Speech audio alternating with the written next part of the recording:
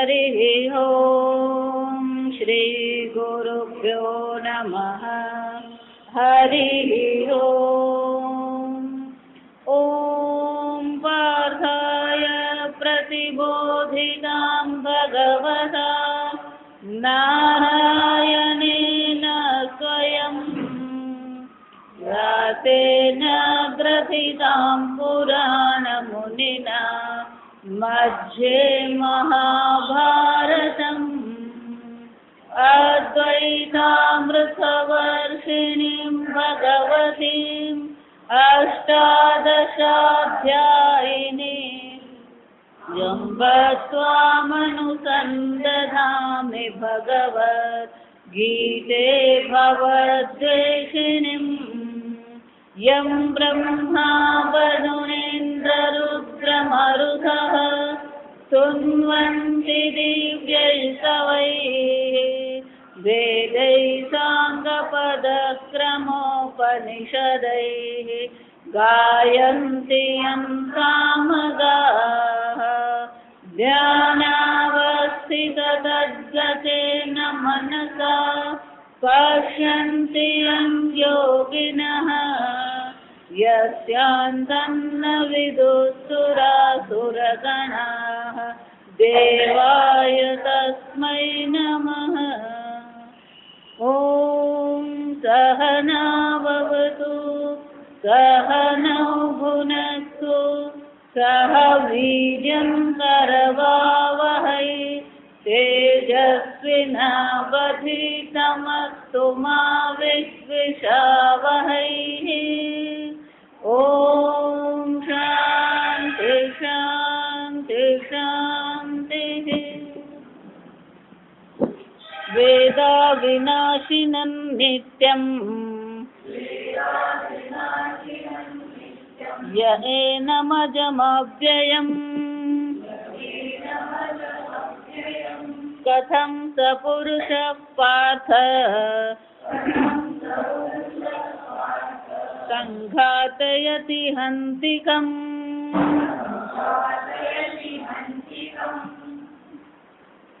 वेदा विनाशिनम नित्यम। जे आत्मा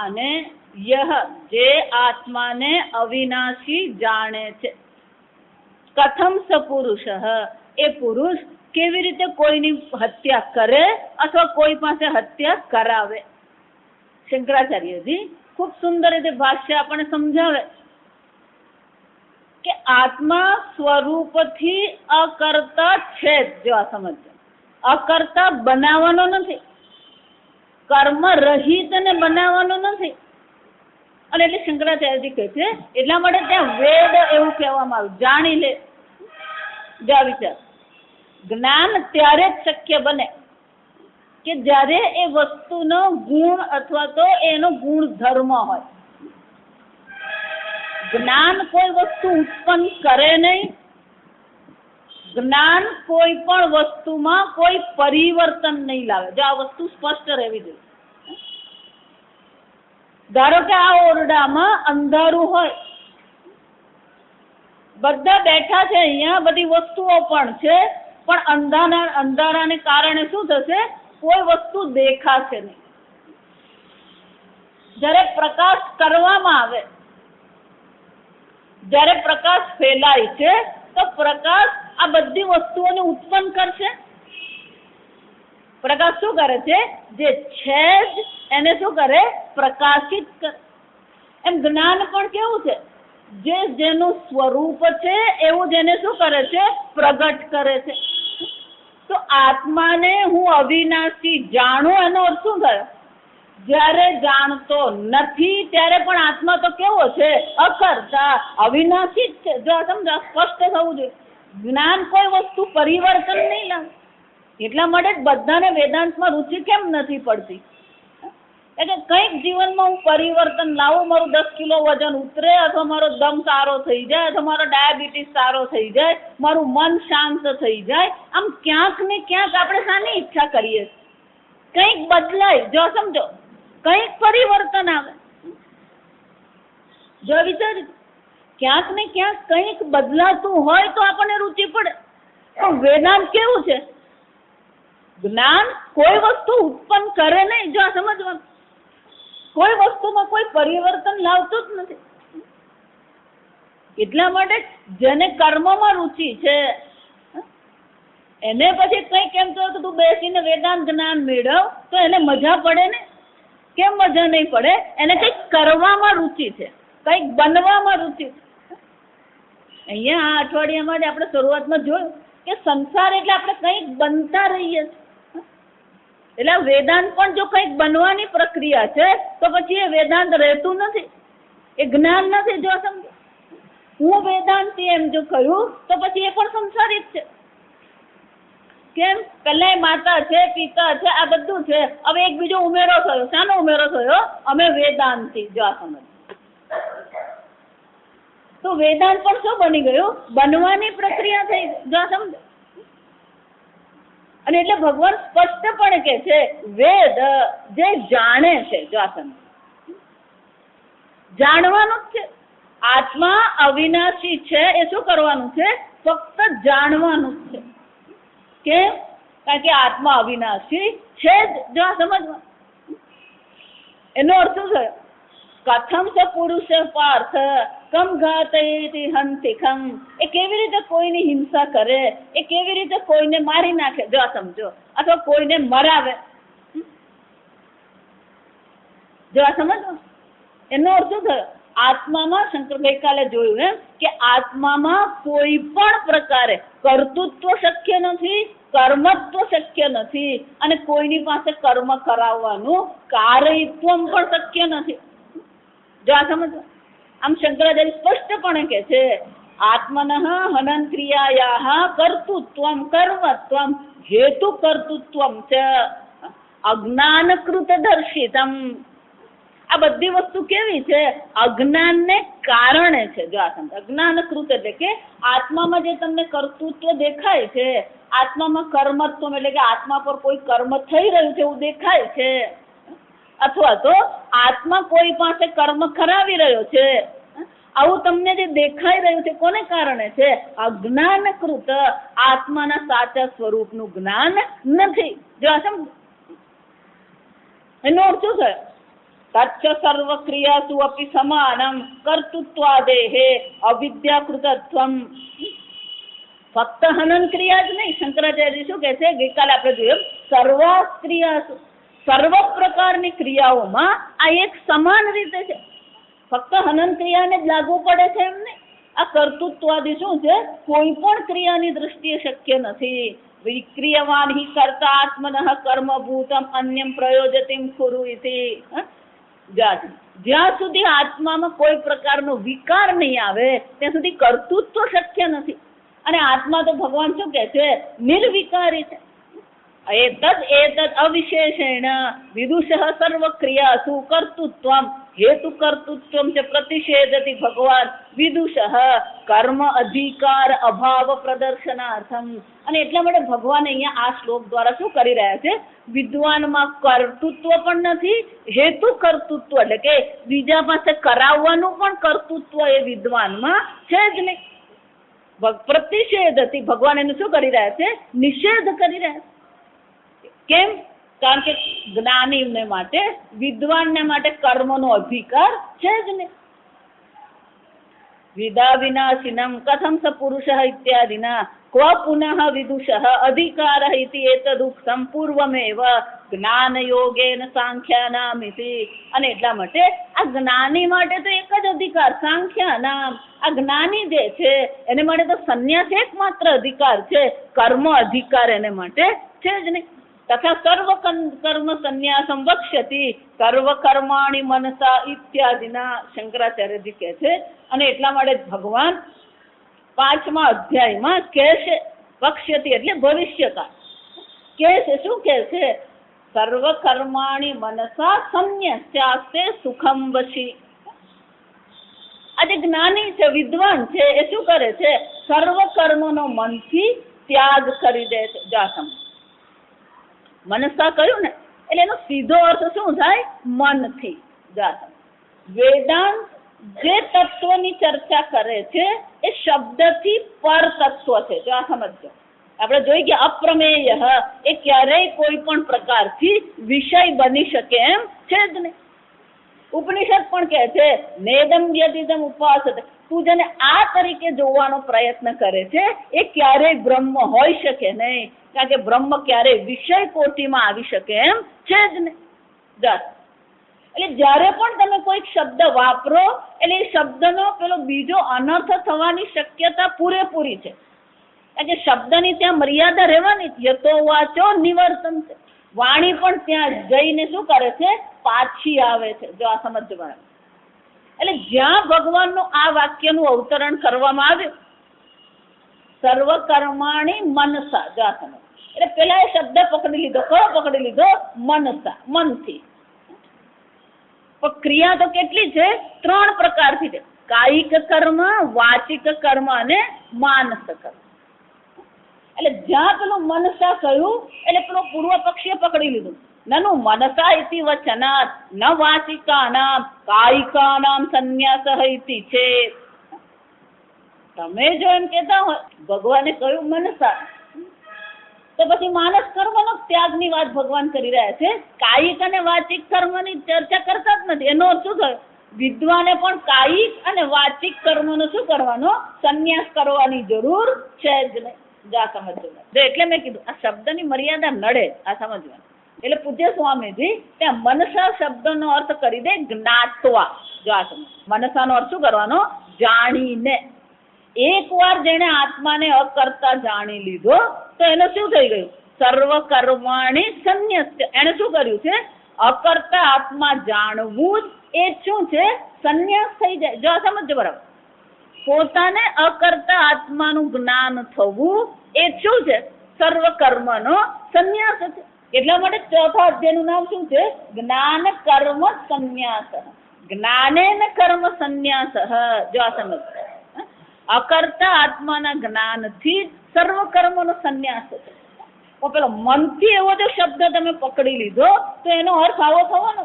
અને એટલે પેલો પૂર્વ પક્ષી કહે છે ના ના, તો પછી કાયિક અને વાચિક કર્મનો સંન્યાસ કરવાનું શ્રુતિ માતા કહેતી જ નથી. જે એનો મૂળ જે તર્ક છે ને, યાદ રાખવાનું, એનો મૂળ તર્ક શું છે, કર્મના ત્યાગની આવશ્યકતા છે જ નહીં. કેમ, યાવત જીવમ અગ્નિહોત્રમ જુહોત, જ્યાં સુધી જીવે ત્યાં સુધી શું કરતા રહેવાનું, આહુતિ આપવાની, કર્મ કરતા જ રહેવાનું. એને વિરોધ ક્યાં છે, આ સંન્યાસનો વિરોધ છે. જ્યારે ક્યારેય કોઈ પણ વ્યક્તિ વિરોધ કરે ને, જો આ સમજવાનું, વિરોધ કેમ કરે, 2 કારણો. ક્યાં તો એમ માને છે કે આ શક્ય નથી એટલા માટે વિરોધ કરે, અને ક્યાં તો એ પોતાને અસમર્થ સમજે છે એટલા માટે. જો એ કર્મના ત્યાગની ના પાડે છે તો એનો અર્થ શું થયો, એ પોતે કર્મ કર્યા વગર રહી શકે એમ નથી, પોતે અસમર્થ છે એટલે એને લીધે શું માને છે, કોઈ કર્મ કર્યા વગર રહી શકે જ નહીં. આ કોના જેવું છે, આપણે ગુજરાતીમાં બધા કઈ પણ વસ્તુ કઈ શીખવાની હોય પછી એ શીખવાનું જરા અઘરું પડે, એટલે કોઈ એમ કે આ તો બહુ અઘરું પડે છે, આવડતું જ નહીં. હવે એમાં હું વેદ ભણવાના, જો આ સમજ, આ વાક્ય કેમ આપણે બોલીએ, મગજમાં શું નાખી દીધું, વેદ ભણવું અઘરું છે. એટલે કોઈ પણ અઘરી વાત આવે ત્યારે આપણે શું કરવાનું, એમાં શું વેદ ભણવાનું, કે વેદ ભણવા જેવું આ તો સરળ છે. એટલે નક્કી જ કરી દીધું કે વેદ આપણે ભણી શકીએ એમ છે જ નહીં. જો નિશ્ચય છે એમ પેલા નિશ્ચય જ કરી લીધો, કર્મનો ત્યાગ થઈ શકે એમ છે જ નહીં. એટલે પછી એની બધી દલીલ કોને કેન્દ્રમાં રાખીને છે, કર્મ કર્યા વગર રહી શકાય એમ છે જ નહીં. જો આ વિચાર, એટલા માટે આપણું મન જો એક વિચારમાં અટકી ગયું, અર્જુનને એ જ થયું, એનું મન ક્યાં અટકી ગયું, સ્વજનમ હિ કથમ હત્વા સુખીન હસ્યામ માધવ, એનું મગજ ત્યાં અટકી ગયું કે હે ભગવાન, આ બધા સ્વજનોને મારીને અમે કેવી રીતે સુખી થઈશું. જ્યાં એના મગજમાં આ પ્રશ્ન આવીને ઉભો રહી ગયો, પછી એના બધી દલીલ, એના બધા તર્ક શું હતા, આની આસપાસ જ હતા. એને ફિક્સેશન કહેવાય. વેદાંતમાં આવે ને એટલે આવા એક ફિક્સેશન આપણા મગજમાંથી શું થવા જોઈએ, દૂર થવા જ જોઈએ. જેમ વેદાંતનું શ્રવણ કરીએ એમ એક વસ્તુ આપણા મનમાંથી નીકળતી જ જવી જોઈએ. એટલે અહીંયા પેલો પૂર્વ પક્ષી કહે છે મનસા ઇતિ વચનાટ, મનથી એવું વચનાટ, એટલે એવું ભગવાન કહી રહ્યા. ભગવાનનું વચન શું કહે છે, મનસા કહ્યું છે. એટલે શંકરાચાર્ય કહે છે એ બરાબર તારી વાત, ભલે મનસા કહ્યું હોય, ના એટલે શું છે ને, એ તારી વાત અમે મંજૂર કરી શકીએ એમ છે જ નહીં. કેમ, ભલે ભગવાને મનસા શબ્દ વાપર્યો, પણ મનસા શબ્દ પહેલા બીજો એક શબ્દ વાપર્યો છે, સર્વકર્માણી. સર્વકર્માણી નો અર્થ શું થયો? કાયિક કર્મ, વાચિક કર્મ, માનસ કર્મ. એટલે કે છે ન સર્વકર્માણીથી વિશેષિતત્વાત. કોનો ત્યાગ કરવાનો કીધો? સર્વકર્મના ત્યાગની વાત કરી. જો સર્વકર્મના ત્યાગની વાત કરી હોય તો પછી એકલા મનથી એવું તમે કહી શકો નહીં. માનસાનામ એવ સર્વકર્મણામ ઇતિ છે. ના, સર્વકર્મ ખરા, પણ કયા સર્વકર્મ? માનસિક સર્વકર્મ. જો આ સમજો, કયા કર્મ છે? બધા માનસિક કર્મનો તમે શું કરો? ત્યાગ કરો. આમ સર્વકર્મ ખરા, પણ કયા છે? માનસિક કર્મ. એટલે શંકરાચાર્ય કહે છે ના. કેમ? મનોવ્યાપાર પૂર્વકત્વાદ વાક્કાય વ્યાપારાણામ મનોવ્યાપાર અભાવે તદ અનુપપત્તે હે. શંકરાચાર્યજી કહે છે આ મનસા શબ્દ શા માટે? જો આ સમજો, ભગવાન મનસાને બદલે બીજો શબ્દ વાપરી શક્યા. જો આ સમજો બરાબર. એટલે શંકરાચાર્યજી કહે છે કોઈ પણ પ્રવૃત્તિ હોય, કોઈ પણ પ્રવૃત્તિ પહેલા એ પ્રવૃત્તિ ક્યાં થવી જોઈએ? મનમાં થવી જ જોઈએ. મનોવ્યાપાર પૂર્વકત્વ. કોઈ પણ કર્મ કાયિક હોય, વાચિક હોય, પણ એ કર્મ પહેલા ક્યાં થવું જોઈએ? જો એટલે આપણે એવું કહીએ ને, કોઈ પણ યુદ્ધ હોય, કોઈ પણ તકરાર હોય, એ બહાર થતા પહેલા શું હોય? મનમાં આપણે તકરાર કરી જ નાખ્યો. એ મને આમ કહે છે, તું એને આમ કહીશ ને, એને આમ મને કહ્યું. જો સમજો, આ માનસિક રીતે શું કર્યું? પહેલા પેલી માનસિક લડાઈ થાય જ, પછી પેલી બહાર લડાઈ થાય. જો વિચાર, એટલે બહાર લડાઈ નહીં કરવી ને તો માનસિક લડાઈ કરવાની નહીં. પણ એને માટે શું કરવું પડે? આપણા મન પર આપણું શું હોવું જોઈએ? કાબુ, નિયંત્રણ હોવું જોઈએ. જો આ સમજો. એટલે શંકરાચાર્યજી કહે છે કોઈ પણ પ્રવૃત્તિ હોય એ સર્વ પ્રવૃત્તિ પહેલા શું થવું જોઈએ? મનોવ્યાપાર પૂર્વક. મનોવ્યાપાર અભાવે તદ અનુપપત્તે હે. જો આ મનમાં જો આ વ્યાપાર ન થયો તો પછી શું થશે? બહાર પણ એ ક્રિયા થઈ શકે એમ છે જ નહીં. જો આ સમજો, ફક્ત આ ક્રિયાની દ્રષ્ટિએ એમ નહીં. જો વિચાર, તમારે ઘર બનાવવું છે તો પણ પહેલા શું કરશો? મનમાં ઘરની તમારે કલ્પના કરવી જ પડે. જો વિચાર, કોઈ પણ દ્રષ્ટાંત તમે લો, લેખક જયારે લખી રહ્યો છે તો લખતા પહેલા એને શું કરવું પડે? આ જે લોકો ગીત લખે, ગીતકાર જે છે, એ લોકોને પહેલા શું કરવું પડે? મનથી ચિંતન કરવું જ પડે. જો મનથી ચિંતન નહીં થાય તો પછી આગળ એ વધી શકે એમ છે જ ને. એટલે આગળ સ્થિત પ્રજ્ઞાના લક્ષણોમાં ભગવાન કહે છે જાયતો વિષયાન પુંસઃ સંગસ્થેષુ ઉપજાયતે. આ તમારા મનમાં જે આસક્તિ છે, તમારા મનમાં જે ઈચ્છા છે, આ બધી ઈચ્છા અને આસક્તિ ક્યાંથી જન્મે છે? ધ્યાયન. જો આ સમજ, ધ્યાયન એટલે કે ધ્યાન કરતા કરતા જ એ વસ્તુમાં શું થવાની? આસક્તિ થાય. એનો અર્થ શું થયો? જે વસ્તુનું તમે વારંવાર ચિંતન કરો, વારંવાર એને યાદ કરો, વારંવાર એનું ધ્યાન કરો, તો જ એમાં તમારી શું થવાની? આસક્તિ થાય. આ હકીકત. બાકી તો આપણા જીવનમાં સવારે ઉઠીને રાત્રે સુઈ જઈએ, એ દરમિયાનમાં કઈ કેટલાય વિચારો ઉઠે. જો વિચાર, દરેક ક્ષણે નવા નવા વિચારો ઉઠતા જ રહે, પણ આપણે એ વિચાર પર ચિંતન કરતા નથી. એટલે શું થાય? વિચાર ઉઠ્યો ને વિચાર શું થઈ ગયો? નીકળી ગયો. પણ જે વિચારને તમે પકડી લીધો અને જે વિચાર પર તમે ચિંતન કર્યું, એ પછી શું થવાનું? તમારા આસક્તિનો વિષય બની શકે. અને એટલે શંકરાચાર્ય કહે છે જ્યાં સુધી મનોવ્યાપાર થતો નથી ત્યાં સુધી કોઈ પણ ક્રિયા થઈ શકે જ નહીં. એનો અર્થ શું થયો? મનોવ્યાપાર અભાવે.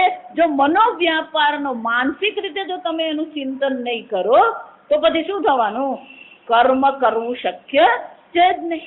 શાસ્ત્રીયાનામ વાક્કાય કર્મણામ કારણાની માનસાની વર્જયિત્વા અન્યાની સર્વાણી કર્માણી મનસા સંન્યસેદ. એ પેલો કે નહીં, હવે બીજી રીતે લો.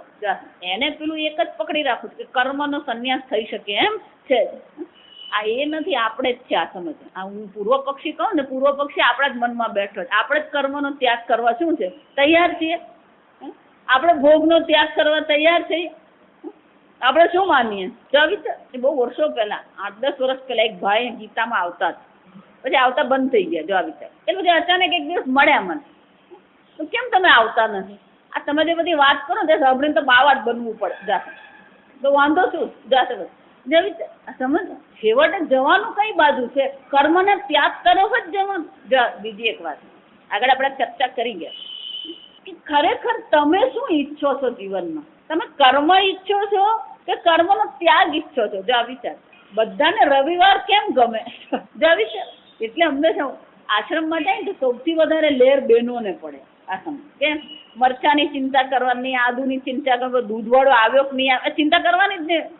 એ લોકોને શું લાગે? શાંતિ લાગે. જો આ વિચાર. એનો અર્થ શું થયો? તમને કર્મમાં પ્રેમ છે કે કર્મના ત્યાગમાં તમારો પ્રેમ છે? જ્યાં સમજ અંદરથી તો તમે શાને પ્રેમ કરો છો? આ શાંતિ છે અમારે. કેમ? ઘરમાં છોકરા જ નથી. જો આ વિચાર આપણા જ વાક્ય છે. જો તમને હું મારા વાક્ય કલ્પના નથી કરી, આ તમારા જ બધાના વાક્ય.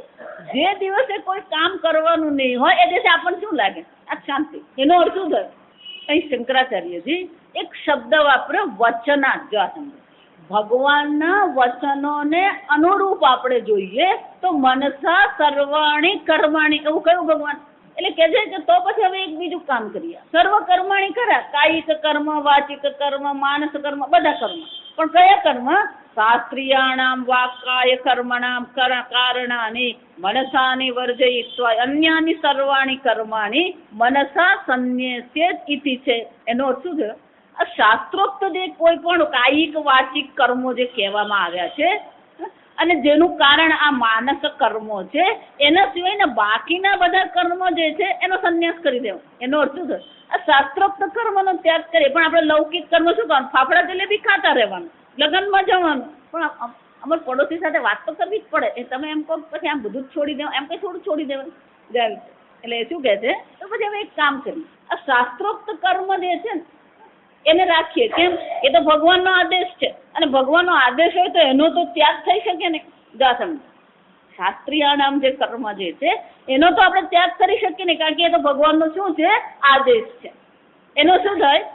મનસાની શાસ્ત્રીયાણામ વર્જયિત્વ, એના વિનાના અન્યાની સર્વ કર્માણી, એના સિવાયના બાકીના બધા લૌકિક કર્મોનો જે ત્યાગ કરીએ ને એને સંન્યાસ કહેવાય. એવું ચાલે કે નહીં? શંકરાચાર્યજી કહે છે તું કોઈ પણ રીતે બોલે, મનથી કે મનથી નહીં કે, બધું જ તું બોલે.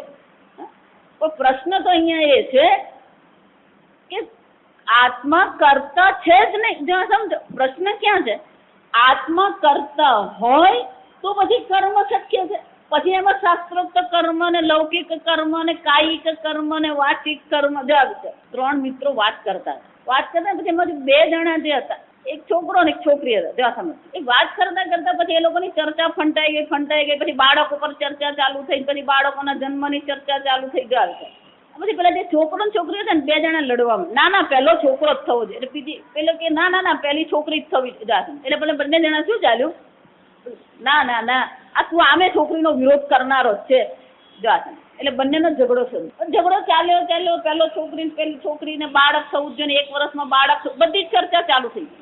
એટલે કાકા ત્યાં બાજુ બેઠા હતા બાજુ, એ બધું સાંભળો. પછી પેલો એવો મોટેથી એકબીજાની સામે તર્ક કરતા રહે. એટલે કાકા ઉભા થઈને કે ભાઈ તમે આ બે જણા આટલું બધું આ બાગમાં ઝઘડાઓ શું કામ? તારે છોકરો જોઈએ તો છોકરો લેજે ને છોકરી જોઈએ તો છોકરી લેજે ને, વરસમાં લેવું તો વરસ, પણ તો બાગમાં બેસીને આટલું બધું શું કામ ઝઘડે? એટલો ત્રીજો જે શાંતિથી બેઠો, દાદા તમે ચિંતા નહીં કરો, હજી એ બેના લગ્ન જ નથી થયા, હજી તો લગ્ન થયા જ નથી. એને પહેલા શાની ચર્ચા શરૂ થઈ ગઈ? જો એમ આત્મા કરતા છે જ નહીં. જો સમજો, કર્મની ચર્ચા ક્યારે શરૂ થાય? આત્મા કરતા છે પછી આ બધું છે. શંકરાચાર્ય કે આત્મા કરતા છે જ નહીં. ભગવાન સ્વયં નકારી રહ્યા છે કે આત્મામાં કર્તૃત્વ છે જ નહીં. નૈવ કુર્વન નકારયન. શંકરાચાર્ય કહે છે હું કહેતો નથી, ભગવાન 5મા અધ્યાયમાં કહેવાના જ છે નૈવ કુર્વન નકારયન. આત્મા કોઈ કરતો નથી કર્મ અને કોઈ કર્મ કરાવતો પણ નથી. જો અને જે કર્મ આત્મામાં છે જ નહીં તો પછી તમે ગમે એટલા વિભાગ કરો, કાયિક કહો, વાચિક કહો કે માનસિક કહો, શાસ્ત્ર કહો કે લૌકિક કહો. જો વિચાર એટલે શું કહે છે? નૈવ કુર્વન નકારયન ઇતિ વિશેષણાત. સર્વ કર્મ સંન્યાસ અયમ ભગવતા ઉક્ત મરિષ્યત ન જીવત ઇતિ છે. આ સર્વ કર્મનો ત્યાગ ક્યારે કરવાનો? મરિષ્યત, જે મરવા પડેલો છે ને એને માટે. આ સંન્યાસ કોને માટે હોય? જે હવે બસ મૃત્યુ નજીક જ છે, જે એને શું કરવાનું? એને આ સર્વ કર્મનો ત્યાગ કરી દેવાનો. આ સંન્યાસ એ ધારણ કરે, સંન્યાસનું એને પુણ્ય મળે એટલે એની સદગતિ થાય. કેમ? કે શાસ્ત્રમાં 4 આશ્રમ બતાવે: બ્રહ્મચર્ય આશ્રમ, ગ્રહસ્થ આશ્રમ, વાનપ્રસ્થ આશ્રમ અને સંન્યાસ આશ્રમ. એટલે ચોથો આશ્રમ તો શાસ્ત્રનો આદેશ છે જ, પણ જીવતા નહીં. ન જીવત, જીવતા હોય ત્યારે નહીં. ક્યારે? મરિષ્યત. આવા કેટલાય લોકો છે. આ સમજ, હકીકત તમને મુશ્કેલી એવી છે કે મરિષ્યત કહીએ ખરા અને બચી ગયો તો આવું થાય. મરણ પથારી હોય, એને ઈચ્છા હોય કે મારે સંન્યાસ ગ્રહણ કરવો છે, એટલે ઈચ્છા વ્યક્ત કરે. એટલે બાળકો શું કરે? પુત્રો બધી વ્યવસ્થા કરી આવે. જો એક વસ્તુ સમજજો, કેટલાક નિયમો એ નિયમો. ગ્રહસ્થ ક્યારેય સંન્યાસ દીક્ષા આપી શકે નહીં. આ સમજ. સંન્યાસ દીક્ષા કોણ આપે? સંન્યાસી આપે. જો આ સમજ. આજકાલ ગુરુ ગ્રહસ્થ હોય અને પછી સંન્યાસી હોય એના શિષ્ય. જો આ સમજજો, તું ગુરુ ગ્રહસ્થ છે અને પછી શિષ્યને કે તું સંન્યાસી બન. જો આવી પેલા દીકરાઓ ક્યાંથી કોઈ મહારાજને શોધી કાઢ્યા, કોઈ સંન્યાસીને લઈ આવ્યા અને બાપાને શું કર્યું? તો સંન્યાસ દીક્ષા કરાવી. સંન્યાસ દીક્ષા કરાવી. બાપાને બહુ સારું લાગ્યું સંન્યાસ દીક્ષા ને. મનમાં જરાક શાંતિનો અનુભવ. માનસિક રીતે ઊંચાટ જતો રહે ને તો બધા રોગે શું થવા માંડે? એ સારા થઈ ગયા. 2 દિવસમાં બાપા શું થયું? તબિયત સુધરી ગઈ. જા વિચાર. હવે શું કરવાનું? બાપાએ ઘરમાં લેવાનું. પેલો કે છે ના ના, જે જીવે છે એને માટે નહીં, જે મરવા પડેલો છે, મરિષ્યત, જે મરવાની તૈયારી છે એના માટે આ સંન્યાસ છે. શંકરાચાર્યજી કે છે જીવતા જીવત જ સંન્યાસની ભગવાન વાત કરે છે. કેમ? નવદ્વારે પુરે દેહી નૈવ કુર્વન્ન કારયન. આ શરીર, નવદ્વાર વાળા શરીરમાં રહેવા છતાં પણ એ કર્મ કરતો નથી, કર્મ કરાવતો નથી. એનો અર્થ શું થયો? મરતી વખતના સંન્યાસની ભગવાન વાત કરતા નથી. ભગવાન કયા સંન્યાસની વાત કરે છે? આ શરીરમાં જયારે જીવી રહ્યો છે ત્યારે જ એને સંન્યાસની વાત. ન ચ સર્વ કર્મ સંન્યાસે મૃતસ્ય તદ્દેહે આસનમ સંભવતી. શંકરાચાર્યજી કે છે અહીંયા આગળ શું કે છે? નવદ્વારે પુરે દેહી આસ્તે. એવું કીધું. આસ્તે એટલે રહે છે, બેસે છે. શંકરાચાર્યજી કે જે મરવા પડેલો છે એને માટે જો તમે આ વાક્ય વાપરવા જાઓ તો એને માટે આસ્તે એવો શબ્દ કહી શકો? કેમ? કે એ તો સંન્યાસ લીધો અને એનું મૃત્યુ થઈ ગયું. તો પછી દેહે આસ્તે એવું કહી શકો તમે? દેહે આસ્તે ક્યારે કહી શકાય? એ જીવતો હોય તો. જો એટલા માટે સુખમ આસ્તે, એટલું જ નહીં, આસ્તે તો બધા જ છે, બધા શરીરમાં રહે છે. આ પણ શરીરમાં રહે છે, પણ આ કઈ રીતે રહે છે? સુખમ આસ્તે.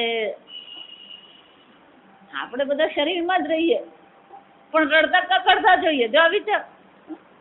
પણ આ જ્ઞાની છે એ પણ શરીરમાં જ રહે છે, પણ એ કેવી રીતે રહે છે? સુખમ આનંદથી રહે. આ જ વિદ્વાન અને અવિદ્વાન નો ફરક છે. વિદ્વાન પણ શરીરમાં જ રહે છે, વિદ્વાન પણ કર્મ તો કરી જ રહ્યો, કર્મ કરી રહ્યો છે છતાં પણ શું છે? એ કોઈ કર્મ કરતો નથી. કર્મણ્યભી પ્રવૃત્તોપી નૈવ કિંચિત કરોતિ સહ. ભગવાન શું કહે છે? કર્મ કરવા છતાં પણ ખરેખર પોતાની દ્રષ્ટિએ એ કોઈ કર્મ કરતો નથી. અને એટલે શંકરાચાર્યજી કહે છે અકુર્વતઃ અકારયતઃ. એ કરતો નથી અને કરાવતો નથી, પણ ક્યારે? આ દેહમાં રહીને જ. દેહે સંન્યાસ ઇતિ સંબંધ ન દેહે આસ્તે ઇતિ છે. કે ના, એવું નહીં. આ શબ્દનો અર્થ હું બીજો તમને બતાવું. જુઓ, આ દેહે આસ્તે એવું કહ્યું ને, કે દેહે આસ્તે શબ્દ જે છે એ આસ્તે શબ્દનો શું કરવાનું? દેહે સંન્યાસ્ય ઇતિ. દેહનો ત્યાગ કરીને અને પછી એ રહે છે. શંકરાચાર્ય દેહનો ત્યાગ કરે પછી રહે છે એમ કહેવાની જરૂર પડે? જો સમજ, આ તર્ક સમજવાનું. આ શરીરમાં કર્મો જે છે એટલે દેહે આસ્તે જેવું કહેવામાં આવ્યું. તો આ દેહે શબ્દનો અર્થ શું કરવાનો? આ દેહમાં સર્વ કર્મનો ત્યાગ કરીને પછી એ શું કરી રહ્યો છે? આસ્તે. એટલે કે એને પછી આ કર્મ સાથે કોઈ સંબંધ રહેતો નથી, સર્વ કર્મોનો એને સંન્યાસ કરી દીધો. શંકરાચાર્યજી કહે છે તું હજી ચૂકે છે. ભગવાન અહીંયા જે કહી રહ્યા છે એ તું ચૂકી જાય છે. કેમ? સર્વત્ર આત્મનઃ અવિક્રિયત્વ અવધારણા. આ કેવું ઠીક નથી, કારણ કે સર્વત્ર આત્માને ફક્ત અકર્તા જ દર્શાવ્યો નથી, પણ એનું અકર્તૃત્વનું કારણ પણ દર્શાવ્યું. જો આ સમજ, ફક્ત આત્મા અકર્તા છે એમ નથી દર્શાવવામાં આવ્યું, એ અકર્તા કયા કારણથી છે એ પણ દર્શાવવામાં આવ્યું છે. અને એ કારણ કયું છે? અવિક્રિયત્વાત. આત્મા અવિક્રિય હોવાને કારણે. અવિક્રિયત્વાતનો અર્થ શું થાય? આત્મા અવિક્રિય, કોઈ પણ પ્રકારનો વિકાર આત્મામાં શક્ય નથી, કોઈ પણ પ્રકારનું પરિવર્તન આત્મામાં શક્ય નથી. અને એટલા માટે આપણે આત્માને શું કહેવો પડે? અકર્તા છે. જો અને એટલે શંકરાચાર્યજી કહે છે સંપૂર્ણ ગીતામાં આત્માને તો કઈ દ્રષ્ટિએ દર્શાવ્યો છે? નિર્વિકારી અવિક્રિય આત્મા દર્શાવ્યો છે. અને એટલા માટે આસન ક્રિયાયા છે અધિકરણ અપેક્ષત્વાત. તું જો એમ કહેતો હોય કે આસન શબ્દનો અર્થ આ શરીરમાં રહીને એવું જો તું કહેવા માંગતો હોય તો રહેવું એટલે બેસવું શબ્દ જે છે એ પણ આત્મા માટે શું છે? કોઈ ક્રિયા શક્ય નથી. જો સમજો, આસન ક્રિયાયા અધિકરણ અપેક્ષત્વાત તદનપેક્ષત્વાત સંન્યાસસ્ય સંપૂર્વઃ તુ ન્યાસ શબ્દ ઇતિ ત્યાગાર્થઃ ન નિક્ષેપાર્થઃ. શંકરાચાર્યજી કહે છે અહીંયા સંન્યાસ શબ્દ છે. ન્યાસ શબ્દની આગળ કયો ઉપસર્ગ લગાવ્યો? સંન્યાસ. સમ્યક નાશ. જો આ ફક્ત ત્યાગ કરવામાં આવતો નથી, સારી રીતે ત્યાગ કરવાનો. કે સારી રીતે ત્યાગ એટલે શું? જો સમજવા, તમે જો એમ કહો કે હું ત્યાગ કરું છું, જો સાંભળજો, તો ત્યાગ પણ ક્રિયા થઈ કે નહીં થઈ? અને ત્યાગની ક્રિયાનું કર્તૃત્વ તમારામાં છે કે નથી? જો સમજ. એટલે ન્યાસ શબ્દ જો આપણે કહીએ તો ન્યાસ શબ્દનો અર્થ થાય ત્યાગ. અને ત્યાગ પણ શું છે? ક્રિયા છે. જો સમજ, હું ક્યારેય અભિમાન કરતો જ નથી, એ પણ શું છે? અભિમાન જ છે. જો સમજ. અને એટલે શંકરાચાર્યજી કહે છે અહીંયા ફક્ત ન્યાસ ત્યાગ એવું કહેવામાં નથી આવ્યું, પણ શું કહેવામાં આવ્યું છે? સંન્યાસ. સંન્યાસસ્ય. આ સંન્યાસ શબ્દ સંપૂર્વઃ, એના પહેલા શું કરવામાં આવ્યું? સમ ઉપસર્ગ પહેલા લગાવ્યો અને પછી ન્યાસ શબ્દ છે. ન ત્યાગાર્થ નિક્ષેપાર્થ. એનો અર્થ શું થયો? એ ન નિક્ષેપાર્થ, એ છોડવાના અર્થમાં છે, પકડી રાખવામાં, રહેવાના અર્થમાં નથી. એનો અર્થ શું થયો? કર્મનો ત્યાગ કરવાનો છે. કર્મનો ત્યાગ કરીએ તો એ પણ શું થવાનું? કર્મ થઈ જાય. જો સમજો, એટલે ભગવાને એ શબ્દ કહ્યો વેદ અવિનાશી. જો સમજો, એટલે પ્રારંભમાં કીધું ફક્ત જાણવાનું છે, આત્માને અકર્તા બનાવવાનો નથી. જો આત્માને અકર્તા બનાવવાનો હોય તો એ બનાવવું પણ શું છે? કર્મ થઈ જાય. અને જો કર્મ છે તો વળી પાછું એ ચક્કર ચાલુ જ થવાનું. એનો અર્થ શું છે? સંન્યાસ શબ્દ પણ શાના માટે છે? ખરેખર ભૌતિક રીતે ત્યાગ નથી. જો એટલે હું વારંવાર કહું કે ભૌતિક રીતે તમે આ શરીરનો ત્યાગ કરી શકો એવી કોઈ શક્યતા જ નથી. ભૌતિક રીતે તમે આ જગત સાથે સંપૂર્ણ સંબંધનો ત્યાગ કરો એ પણ શક્ય છે. અને એટલે ભગવાને કેવું પડે નવદ્વારે પૂરે દેહી નૈવ કુર્વન ન કાર. આ શરીરમાં જે રહે છે, આ જગત સાથે વ્યવહાર કરી રહ્યો છે, કર્મણ્યભિપ્રવૃત્તો અભી, કર્મમાં તો એ શું છે? અભિપ્રવૃત્ત, સારી રીતે પ્રવૃત્ત થયેલો છે. અને છતાં પણ શું છે? નૈવ કિંચિત કરોતિ સહ, એ કોઈ કર્મ કરતો નથી. એ જ્ઞાની 5મા અધ્યાયમાં સ્વયં કહે છે નૈવ કિંચિત કરોમિતિ યુક્તો મન્યેત તત્વવિત.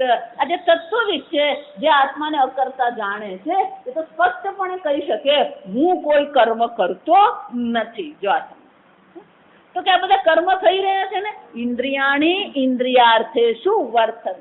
આ તો ઇન્દ્રિયોના વિષયમાં પ્રવૃત્ત થઈ રહી છે, હું કોઈ કર્મ કરતો નથી. અને એટલે શંકરાચાર્યજી કહે છે અહીંયા જયારે ત્યાગના અર્થમાં કહેવામાં આવે છે ત્યારે એ રહે છે એવું કહેવાનો અહીંયા આગળ કોઈ પ્રકારથી ક્રિયાનો કોઈ આદેશ કરવામાં આવતો નથી. આસન ક્રિયા પણ અહીંયા દર્શાવવામાં આવતી નથી. આસન એવું આસ્તે એવું કહેવામાં આવ્યું ખરું, પણ આસ્તે શબ્દ પણ શાના માટે છે? એ આત્મા શરીરમાં રહે છે એવા રહેવાના અર્થમાં નથી. કેમ? રહેવાના અર્થમાં હોય તો પછી શું થઈ જાય? આસન અપેક્ષત્વાદ. જો આસન હું બેઠો છું એમ જ્યારે આપણે કહીએ તો હું બેઠો છું એનો અર્થ શું થયો? બેસવા માટે શું જોઈએ? કોઈ સ્થાન તો જોઈએ. જો સમજો જમીન પર બેઠો તો જમીન શું કહેવાય? એને અધિકરણ કહેવાય. શંકરાચાર્યજી કહે છે આસન ક્રિયાયા અધિકરણ અપેક્ષત્વાદ. એ બેઠો છે એમ જ્યારે કહીએ તો એને કોઈ અધિકરણની સ્થાનની જરૂર પડે. જમીન પર બેઠો છે, ખુરશી પર બેઠો છે, ખાટલા પર બેઠો છે, હિંચકા પર બેઠો, એને શું જોઈએ? અધિકરણ જોઈએ. તો તમે આસન શબ્દને પણ જો ભૌતિક રીતે લેવા જશો તો પછી શું થશે? આ શરીર આસન છે અને એમાં શું બેઠો છે? આત્મા બેઠો. એવું છે? શરીરમાં આત્મા બેઠો છે એવું છે? શરીરમાં આત્મા બેઠો છે એવું નથી. આસન એટલે ત્યાં રહે છે, એટલે કે એ અભિવ્યક્ત થઈ રહ્યો છે. પણ કઈ રીતે અભિવ્યક્ત થાય છે? ચૈતન્ય સ્વરૂપે અભિવ્યક્ત થાય છે, કર્તા તરીકે અભિવ્યક્ત થતો નથી. જા સમજો, આત્માને જો કોઈ સ્થાનની જરૂર પડે એનો અર્થ શું થયો? એને આધારની જરૂર પડી. પણ આત્માને કોઈ આધારની અપેક્ષા નથી. ન નિક્ષેપાર્થ, આમ રાખવાના કે રહેવાના અર્થમાં ત્યાં આસન શબ્દ નથી. તસ્માત ગીતા શાસ્ત્રે આત્મજ્ઞાનવત સંન્યાસે એવ અધિકાર ન કર્મણિ ઇતિ તત્ર તત્ર ઉપરિષ્ટાદ આત્મજ્ઞાન પ્રકરણે દર્શયિષ્યામઃ. શંકરાચાર્યજી કહે છે અહીંયા જો આ લાંબુ લચક કરું છું એમ નહીં, જ્યારે જરૂર પડી પ્રકરણ એટલે કે જ્યારે આ વિષય પાછો આવ્યો ત્યારે ફરીથી ઉપરિષ્ટાદ એટલે હવે પછી જ્યારે પણ આ ચર્ચા આવશે ત્યારે અમે ફરીથી તમને એ સ્પષ્ટતા અવશ્ય કરીશું કે જે આત્મજ્ઞાની છે એને માટે કોઈ કર્મની શક્યતા છે જ નહીં. તત્ર તત્ર એટલે કે જ્યારે પણ. જો એનો અર્થ થયો જ્ઞાનીની દ્રષ્ટિએ કોઈ કર્મ છે જ. જ્યાં સુધી અજ્ઞાન છે અને ત્યાં સુધી શું થવાનું? આ કર્મ એના થતા રહે. પણ અજ્ઞાની છે પણ વિવેકી જો છે, આપણે આગળ જોઈ ગયા, વિવેક વિજ્ઞાનવત, જે વિવેકી છે આત્મા અને અનાત્માનો વિવેક કરે છે, સુખ અને દુઃખનો વિવેક કરે છે, નિત્ય અનિત્યનો જે વિવેક કરનાર છે એ પણ શું કરી શકે છે? આ સંન્યાસ ગ્રહણ કરી શકે. જો આપણે ત્યાં 3 પ્રકારના સંન્યાસ દર્શાવે. શંકરાચાર્યજી જે ચર્ચા કરે છે ને વિદ્વત સંન્યાસ કહેવાય. એને શું કહેવાય? વિદ્વત સંન્યાસ. એકવાર પોતાને અકર્તા આત્મા જાણી લીધો પછી એને આ સંસારમાં કોઈ રુચિ આસક્તિ નથી અને એટલા માટે એ શું કરે છે? સંન્યાસ દીક્ષા લે છે. અને વિદ્વત સંન્યાસ એટલે કે ગુરુ પાસે આત્મજ્ઞાન મેળવ્યા પછી એ શું કરે છે? સંન્યાસ ગ્રહણ કરે. તો બીજો સંન્યાસ છે જેને આ સંસારમાં કોઈ રુચિ નથી, જેને આ ખટપટમાં પડવું નથી, જેની દ્રષ્ટિ માત્ર આત્મજ્ઞાન પર છે, જેની દ્રષ્ટિ માત્ર મોક્ષ પર છે. શાસ્ત્ર એને પણ શું કહે છે? આ શાસ્ત્ર અધ્યયન માટે, આત્મચિંતન માટે એ પણ સંન્યાસ ગ્રહણ કરી શકે. એને વિદ્વત, એને શું કહેવાય? વિવિદિશા સંન્યાસ. વિવિદિશા એટલે કે અકર્તા આત્માના જ્ઞાન માટે એ અનુકૂળ જીવન અપનાવે છે. આત્મજ્ઞાનની ઈચ્છાથી એ શું કરે છે? આ સંન્યાસ ગ્રહણ કરે. હજી એને અકર્તા આત્માને જાણ્યો નથી પણ આ સંન્યાસ એને માટે શું બની જાય? અનુકૂળ જીવન બને. જો એટલા માટે અર્જુનની જે સમસ્યા જે છે ને એને વિદ્વત સંન્યાસ સાથે કોઈ માથાકૂટ નથી. એની જે માથાકૂટ છે કોની સાથે છે? વિવિધિશા સંન્યાસ અથવા તો કર્મ યોગ. જ્યારે પણ એ પ્રશ્ન ભગવાનને પૂછે છે કર્મ અને સંન્યાસનો, ત્યારે ખરેખર ત્યાં સંન્યાસ વિદ્વત સંન્યાસ નથી લેવાનો. કયો સંન્યાસ લેવાનો છે? વિવિધિશા સંન્યાસ. એટલે એ શું પૂછે? ભગવાન મારે કર્મયોગની પ્રણાલી સ્વીકારવી કે વિવિધિશા સંન્યાસની? અને ભગવાન કહે છે કે જો તારું અંતઃકરણ તૈયાર નથી, રાગ દ્વેષ અને ભોગ પર હજી તે નિયંત્રણ મેળવ્યું નથી, માનસિક રીતે તું હજી સ્વતંત્ર નથી, હજી આપણે અન્ય પર આધાર રાખીએ છીએ અને જો વિવિધિશા સંન્યાસ તે ગ્રહણ કર્યો તો એ સંન્યાસ શું થશે? સંન્યાસસ્તુ મહાબાહો દુઃખમાપ્તુમ અયોગતઃ. કર્મયોગથી અંતઃકરણ શુદ્ધિ થઈ નથી અને જો તું વિવિધિશા સંન્યાસ ગ્રહણ કરશે તો એ સંન્યાસ તને ઉપકારક નહીં થાય. એ સંન્યાસ તારા માટે કેવો હશે? અપકારક કરનાર. આમ અર્જુનનો પ્રશ્ન વિદ્વત સંન્યાસ અને કર્મયોગનો નથી, પણ અર્જુનનો પ્રશ્ન કયો છે? કર્મયોગ અને વિવિધિશા સંન્યાસ. એને તો ખબર જ છે હું અજ્ઞાની છું, હું દુઃખી છું, એટલે એને વિદ્વત સંન્યાસની જરૂર નથી. એ જે સંન્યાસ ગ્રહણ કરવા માંગે છે સંન્યાસ કયો હશે? વિવિધિશા સંન્યાસ. જો ત્રીજો સંન્યાસ આપણે જોઈ ગયા કે ખરેખર શાસ્ત્રમાં આદેશ છે કે દરેક મનુષ્યએ સંન્યાસ ગ્રહણ કરવાનો જ છે. જો જે રીતે આપણું બ્રહ્મચર્ય આશ્રમ છે, ગ્રહસ્થ આશ્રમ છે, એ જ રીતે વાનપ્રસ્થ આશ્રમ પણ છે અને સંન્યાસ આશ્રમ પણ. જો જીવનમાં એ શક્ય ન બન્યું તો મૃત્યુ વખતે પણ એ શું કરી શકે? એને આપત સંન્યાસ કહેવાય. એને શાસ્ત્રમાં શું કહેવામાં આવે? આપત સંન્યાસ. અને એટલે શંકરાચાર્યજી કહે છે કે આત્મજ્ઞાન પ્રકરણે, શંકરાચાર્યજી કહે છે આત્મજ્ઞાનની જ્યારે જ્યારે પણ ચર્ચા થશે અથવા આત્મજ્ઞાનીની જ્યારે જ્યારે પણ ચર્ચા થશે ત્યારે અમે ફરીથી તમને સ્પષ્ટતાથી જણાવીશું કે આત્મજ્ઞાની માટે કોઈ કર્મ છે જ નહીં. જે વિવિધિશા સંન્યાસી જે છે, જો આ સમજી લો, વિવિધિશા સંન્યાસી જે છે એને ફક્ત લૌકિક કર્તવ્ય કર્મમાંથી એને શું કરવામાં આવે છે? મુક્ત કરવા. સંપૂર્ણતઃ કર્મનો ત્યાગ ત્યાં નથી. લૌકિક કર્મનો એને ત્યાગ કર્યો. લૌકિક કર્તવ્ય એના નથી, પણ ગુરુની સેવા કરવી, શાસ્ત્ર અધ્યયન કરવું, ઈશ્વરની પૂજા કરવી, આ બધા કર્મો તો શું છે? એને કરવાના જ છે. વિવિધિશા સંન્યાસમાં સર્વ કર્માણી નથી. સંન્યસ્ય શ્રવણમ કુર્યાત. સંન્યાસ ગ્રહણ કરીને તું શાસ્ત્ર અધ્યયન કર. ગુરુમેવાભિગત છે, એ ગુરુ પાસે જશે, ગુરુની સેવા કરશે. એ ચોથા અધ્યાયમાં ભગવાન કહેવાના છે તદ્વિધિ પ્રણિપાતેન પરિપ્રશ્નેન સેવયા ઉપદેક્ષ્યંતિ તે જ્ઞાનમ. એ શું કરશે? ગુરુને શરણે જશે, ગુરુની સેવા કરશે, ગુરુ પાસે શાસ્ત્ર અધ્યયન કરશે. આમ એના જીવનમાં કર્મ બિલકુલ નથી એવું નથી, પણ લૌકિક જવાબદારીઓમાંથી એના મનને શું કરવામાં આવે છે? મુક્ત કરવામાં આવે. અને જેટલું એનું મન આ લૌકિક કર્તવ્યમાંથી, લૌકિક કર્મમાંથી મુક્ત થશે એટલું જ એનું મન આ આત્મચિંતન, ઈશ્વર ચિંતનમાં વધુ સમયે ગાળી શકે. આમ વિવિધિશા સંન્યાસ એટલે કે આત્મજ્ઞાન માટેનું અનુકૂળ જીવન. હું બહુ સરળ શબ્દોમાં તમને સમજાવવાનો પ્રયત્ન કરું. મોટા મોટા શબ્દો હું જાણી જોઈને વાપરતી નથી, પણ શંકરાચાર્યજી કહે છે પણ જ્યારે પણ આત્મજ્ઞાનની ચર્ચા હોય ત્યારે તો શું વિચારવાનું છે? સર્વ કર્મ સંન્યાસ. આત્મજ્ઞાનની દ્રષ્ટિએ, આત્મતત્વની દ્રષ્ટિએ તો સર્વ કર્મ સંન્યાસ જ હકીકત છે. હકીકત છે એનો અર્થ શું થયો? તમે ઈચ્છો કે નહીં ઈચ્છો. જો વિચાર, આ લાલ ગુલાબ છે, ના પણ મારી એવી ઈચ્છા છે આ પીળું હોય ને તો બહુ સરસ, આ પીળું થવાનું. આ લાલ ગુલાબ છે શું છે? હકીકત છે. એમ ભગવાન અહીંયા કહી રહ્યા છે 21મા શ્લોકમાં, આત્મા અવિનાશી છે, અકર્તા છે, અભોક્તા છે. એ શું છે? હકીકત છે. ક્યાં તો તું એને જાણે છે અને ક્યાં તો તું એને જાણતો નથી. અને તું જાણતો નથી તો જાણવું એ તારું શું છે? કર્તવ્ય છે. આપણને આત્મજ્ઞાન કર્તવ્ય લાગતું નથી. સમજજો, એ આત્મજ્ઞાન થવાનું હોય ત્યારે થાય. તમે અથાણું કેમ બનાવ્યું એ કોને? એ તો ચાલ્યા કરે, સ્વામીની વાત કર્યા કરતા. સર્વ કર્મ સંન્યાસ એટલે કે આત્મજ્ઞાન એ મનુષ્ય જીવનનું શું છે? કર્તવ્ય. કેમ? કારણ કે એ તમારું સ્વરૂપ છે, હકીકત છે. તમે અત્યારે તમને પોતાને જે રીતે ઓળખી રહ્યા છો એ તમારું સ્વરૂપ નથી. તમે આ કરતા અભોક્તા આત્મા છો, નિર્વિકારી આત્મા છો, તો પછી તમારે પોતાને કઈ રીતે ઓળખવા જોઈએ?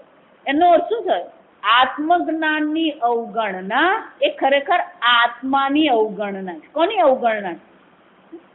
તમે કોની અવગણના કરી રહ્યા છો? તમારી પોતાની જ અવગણના કરી રહ્યા છો. સમજો, નાત્માનમ અવસાદયેત. આ આત્માની અવગણના તું નહીં કર. જો અવસાદયેત નો અર્થ આ પણ થાય.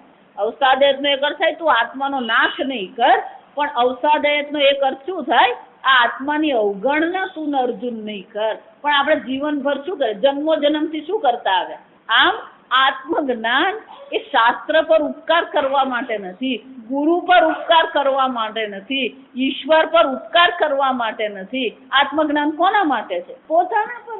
તમે અત્યારે પોતાને ઓળખતા નથી, અકર્તા, અને બધું દુઃખી થાવ છો. અને પછી ગુરુજીને જઈને શું કહે છે? શોકસ્ય પારમ તારયતુ. હું બહુ દુઃખી થઈ ગયો, આ દુઃખમાંથી મને છોડાવો. વેદાંતિ ગુરુ પલ્લુ એ જ કહે છે, અશોચ્યાનંદ શોચ સ્વમ. જે શોક કરવા યોગ્ય નથી એને માટે તું શોક કરી રહ્યો. આનંદ વેદાંતિ કે હા, ચિંતા નહીં કર, હું તને મંત્ર આપું, બધું ઠીક થઈ જશે. આપણે શું કરી રહ્યા છે? આપણે પોતાના સ્વરૂપને ઓળખવામાં આપણે ઢીલ કરી રહ્યા. એટલે ભગવાને કેવું પડે, શ્રદ્ધાવાન લભતે જ્ઞાનમ તત્પર. આપણામાં પણ શું હોવી જોઈએ? હું પોતાને અકર્તા અભોક્તા જાણી લઉં. આ પ્રકારની આપણામાં પણ શું હોય? તત્પરતા હોવી જોઈએ. આપણને પણ એનું મહત્વ દેખાવું જોઈએ. અને એટલે શંકરાચાર્યજી કહે છે, જ્યારે જ્યારે પણ આત્મજ્ઞાનની ચર્ચા શરૂ થશે ત્યારે ફરીથી અમે તમને આ સ્પષ્ટતા કરીશું કે અકર્તા આત્મા એ તમારું સ્વરૂપ છે. એ મેળવવાનું પણ નથી, કઈ ગુમાવવાનું પણ નથી, ખરેખર કર્મનો પણ ત્યાગ કરવાનો નથી. ધારો કે માટી એમ કે આજથી હું ઘડાનો ત્યાગ કરું છું. માટી ઘડાનો ત્યાગ કરી શકે? કેમ નહીં કરી શકે? કેમ નહીં કરી શકે? માટીની દ્રષ્ટિએ ઘડો છે, માટી છે એમ જયારે કહીએ ત્યારે ત્યાં ઘડો છે. ઘાટ ઘડિયા પછી નામ રૂપ જૂજવા, અંતે તો હે મનુ હે. સોનું જ છે, સોનું વિચારે આ ઘરેણાનો હું ત્યાગ કરું. ત્યાગ કરવાનો છે, જે હોય ને એનો ત્યાગ કરવાનો હોય. જો આ સમજ. આત્મા તો શું છે? અકર્તા. એટલે પેલું મનસા કીધું, મનથી એટલે કે જાણીને હું અકર્તા આત્મા છું, જેને જાણી લીધું છે એને માટે સર્વ કર્મ સંન્યાસ થઈ ગયો. એને કરવાનો નથી, પણ હું અકર્તા આત્મા છું એ તો તમારે શું કરવાનું છે? જાણવાની જરૂર છે. આત્માની દ્રષ્ટિએ સર્વ કર્મ સંન્યાસ એ હકીકત છે. અને એટલે શંકરાચાર્યજી કહે છે, જ્યારે પણ આ ફરીથી ગીતામાં ચર્ચા આવશે ત્યારે ફરીથી, જો અત્યારે સ્પષ્ટ થયું નથી તો શું કરીશું? ત્યારે ફરીથી તમને સ્પષ્ટતા કરી આપીશું. આગળ હવે આપણે 1 જુલાઈએ સાંજે મળીશું. 1 જુલાઈ થી 7 જુલાઈ, બરાબર? આવતીકાલે સવારે રામવાડીમાં ધ્યાનનો વર્ગ 7 થી 8 છે. પછી આપણે છૂટા. ઓમ સ્વસ્તિ પ્રજાભ્ય પરિપાલયન્તામ ન્યાયેન માર્ગેણ મહિં મહિષાઃ ગોબ્રાહ્મણેભ્ય શુભમસ્તુ નિત્યં લોકા સમસ્તા સુખિનો ભવन्तુ કાલે વર્ષતુ પર્જન્યઃ પૃથ્વી સસ્યશાલિની દેશોऽયં ક્ષોભરહિતઃ બ્રાહ્મણા સन्तુ નિર્ભયાઃ ઓમ સર્વેષાં સ્વસ્તિર્ભવતુ સર્વેષાં શાંતિર્ભવતુ સર્વેષાં પૂર્ણં ભવતુ સર્વેષાં મંગલં ભવતુ સર્વે ભવन्तુ સુખિનઃ સર્વે સन्तુ નિરામયાઃ સર્વે ભદ્રાણિ પશ્યन्तુ મા કશ્ચિદ દુઃખભાગ ભવેત અસતો મા સદ્ગમય તમસો મા જ્યોતિર્ગમય મૃત્યોર્મા અમૃતંગમય ઓમ પૂર્ણમદ પૂર્ણમિદં પૂર્ણાત પૂર્ણમુદચ્યતે પૂર્ણસ્ય પૂર્ણમાદાય પૂર્ણમેવાવશિષ્યતે ઓમ શાંતિ શાંતિ શાંતિ હરિ ઓમ શ્રી ગુરુભ્યો નમઃ હરિ ઓમ